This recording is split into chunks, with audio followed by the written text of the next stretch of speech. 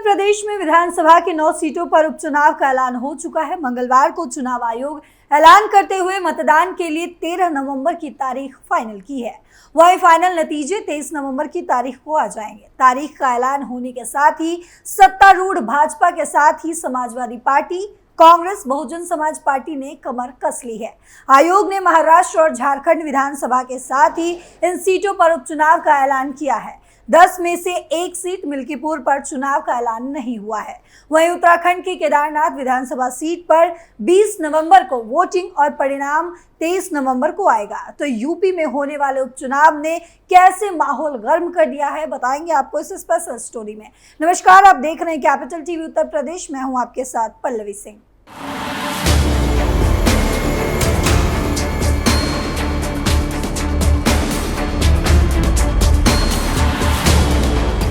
उत्तर प्रदेश में फूलपुर, गाजियाबाद, मांझवा, खैर, मीरापुर, सीसामऊ, कचहरी, करहल और कुंदरकी विधानसभा सीटों पर उपचुनाव होना है।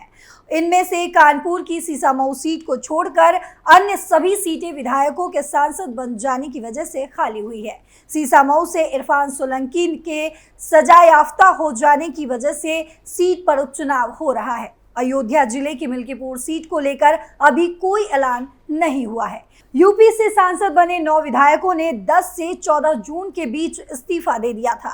इस हिसाब से 14 दिसंबर के पहले ये सीटें भरी जानी चाहिए, लेकिन इरफान सोलंकी की सीसामऊ सीट 7 जून को ही रिक्त घोषित की गई थी। इसलिए ये 7 दिसंबर के पहले भरी जानी है। इसलिए नवंबर में चुनाव करवाने ही होंगे। यूपी विधानसभा उपचुनाव 9 सीट, 13 नवंबर को वोटिंग, 23 नवंबर को रिजल्ट। उत्तराखंड विधानसभा उपचुनाव, केदारनाथ सीट पर 20 नवंबर को वोटिंग, 23 नवंबर को रिजल्ट। 2027 में प्रस्तावित यूपी के विधानसभा चुनाव के लगभग 2.25 साल पहले होने वाले उपचुनाव को सियासी दल सत्ता के सेमीफाइनल के तौर पर देखा जा रहा है। उपचुनाव वाली सीटें वेस्ट, सेंट्रल, अवध, पूर्वांचल सहित प्रदेश के लगभग हर क्षेत्र का प्रतिनिधित्व करती है। इसीलिए नतीजे संभावनाओं के लिटमस टेस्ट के तौर पर देखा जा रहा है। चुनाव आयोग ने किया तारीखों का ऐलान। चुनाव आयोग ने 48 विधानसभा और 2 लोकसभा सीटों पर उपचुनाव की घोषणा कर दी है। 13 नवंबर को 47 विधानसभा सीटों और वायनाड लोकसभा सीट पर उपचुनाव होंगे। वहीं केदारनाथ विधानसभा सीट और महाराष्ट्र की नांदेड़ लोकसभा सीट पर उपचुनाव 20 नवंबर को होंगे। इन सभी सीटों पर नतीजों की घोषणा 23 नवंबर को होगी। गाजियाबाद सदर सीट, गाजियाबाद सदर विधानसभा सीट भी भारतीय जनता पार्टी के मजबूत किले के रूप में जानी जाती है। यूपी उपचुनाव 2022 के दौरान यहां से अतुल गर्ग ने जीत दर्ज की थी। लोकसभा चुनाव 2024 में भाजपा ने गाजियाबाद के सांसद रहे पूर्व सेना प्रमुख रिटायर्ड जनरल वीके सिंह का टिकट काटकर अतुल गर्ग को चुनावी मैदान में उतारा। अतुल गर्ग जीत दर्ज करने में कामयाब भी रहे। इसके बाद ये सीट खाली हुई है। मीरापुर विधानसभा सीट, मुजफ्फरनगर की मीरापुर विधानसभा सीट पर यूपी चुनाव 2022 के दौरान राष्ट्रीय लोक दल के उम्मीदवार चंदन चौहान ने जीत दर्ज की थी। उस समय राष्ट्रीय लोक दल समाजवादी के साथ गठबंधन कर चुनावी मैदान में उतरी थी। 2024 के लोकसभा चुनाव में राष्ट्रीय लोक दल ने एनडीए का दामन थामा था। जयंत चौधरी ने चंदन चौहान को बिजनौर लोकसभा सीट से उम्मीदवार बनाया और वो जीत दर्ज करने में कामयाब भी रहे। इसके बाद मीरापुर विधानसभा सीट खाली हो गई। फूलपुर विधानसभा सीट, यूपी चुनाव 2022 के दौरान प्रयागराज की फूलपुर विधानसभा सीट से भाजपा उम्मीदवार प्रवीण पटेल ने जीत दर्ज की थी। भारतीय जनता पार्टी ने प्रवीण पटेल को फूलपुर लोकसभा सीट से लोकसभा चुनाव 2024 में उम्मीदवार बनाया। वो जीत दर्ज करने में कामयाब हुए। इसके बाद ये सीट खाली हुई। समाजवादी पार्टी ने यहां से मुस्तफा सिद्दीकी को उम्मीदवार घोषित कर दिया है।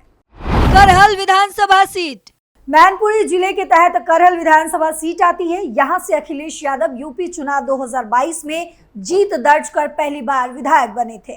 2012 में मुख्यमंत्री बनने के दौरान अखिलेश यादव विधान परिषद सदस्य चुने गए। लोकसभा चुनाव 2024 में कन्नौज लोकसभा सीट से चुनावी मैदान में उतरकर अखिलेश ने जीत दर्ज की। इसके बाद ये सीट खाली हुई है। समाजवादी पार्टी ने यहां से अखिलेश के भतीजे तेज प्रताप सिंह यादव को चुनावी मैदान में उतारा है। कुंदरकी विधानसभा सीट। संभल लोकसभा सीट से समाजवादी पार्टी ने लोकसभा चुनाव 2024 में पहले शफीकुर रहमान बर्क को उम्मीदवार घोषित किया था। लोकसभा चुनाव से पहले शफीकुर रहमान बर्क का निधन हो गया। इसके बाद अखिलेश यादव ने यहां से उनके पोते और मुरादाबाद की कुंदरकी विधानसभा सीट से विधायक जियाउर रहमान बक्र को चुनावी मैदान में उतारा। जियाउर रहमान संभल सीट से जीत दर्ज करने में कामयाब भी रहे। इसके बाद कुंदरकी विधानसभा सीट खाली हुई है। कुंदरकी विधानसभा सीट को समाजवादी पार्टी का गढ़ भी माना जाता है। खैर विधानसभा सीट।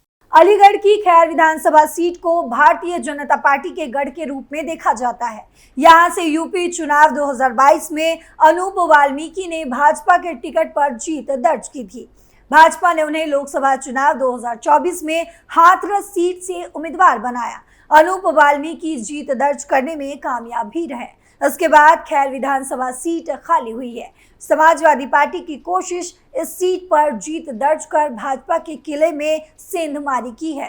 कटहरी विधानसभा सीट। कटहरी विधानसभा सीट समाजवादी पार्टी के लालजी वर्मा विधायक थे। समाजवादी पार्टी ने लोकसभा चुनाव 2024 में लालजी वर्मा को अंबेडकर नगर लोकसभा सीट से उम्मीदवार बनाया। वो जीत दर्ज करने में कामयाब भी रहे। इसके बाद कटहरी विधानसभा सीट खाली हुई है। अंबेडकर नगर जिले के इस सीट पर निषाद पार्टी में भी अपना दावा किया है। हालांकि भाजपा की ओर से उम्मीदवार उतारे जाने की चर्चा भी है। समाजवादी पार्टी ने यहां से शोभावती वर्मा को चुनावी मैदान में उतार दिया है।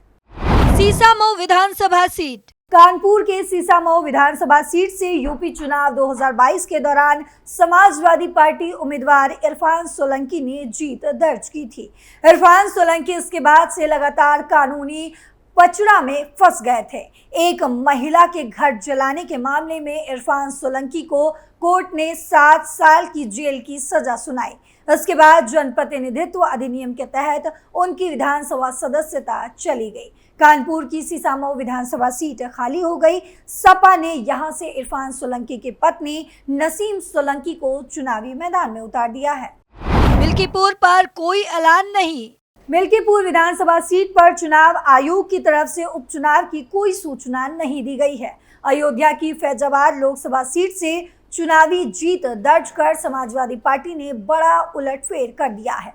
22 जनवरी 2024 को अयोध्या में प्रभु रामलला की प्राण प्रतिष्ठा के बाद अयोध्या सीट पर भाजपा की हार ने सपा को हमले का मौका सा दे दिया।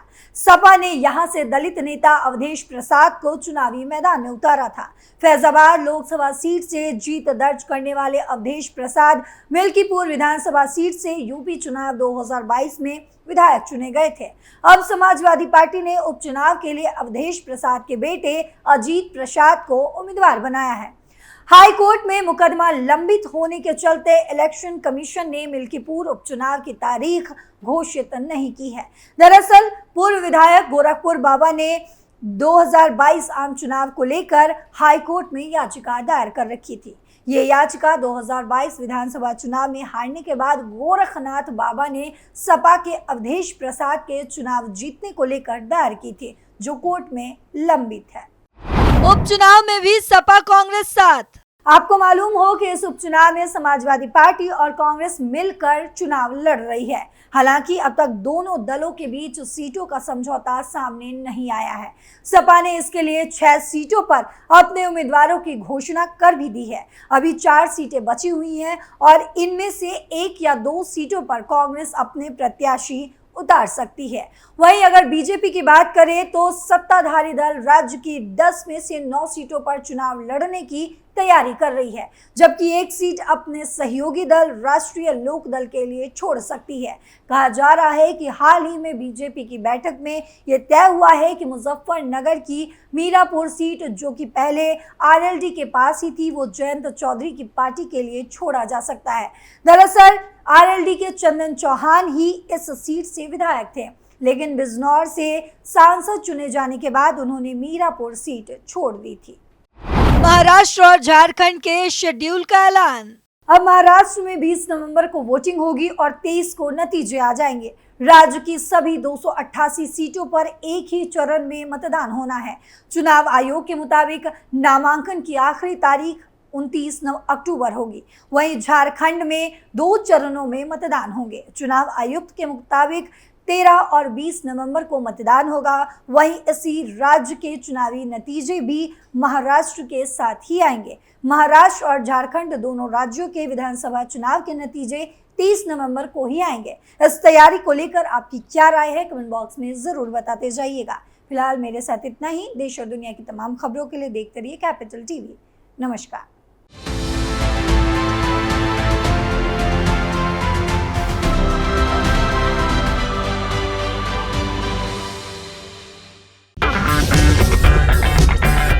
अगर आपको हमारा वीडियो पसंद आया हो तो इसे लाइक करें, हमारे चैनल को सब्सक्राइब करें और हाँ, बेल आइकन दबाना ना भूलें ताकि आप तक हमारे वीडियो की नोटिफिकेशन पहुंचती रहे।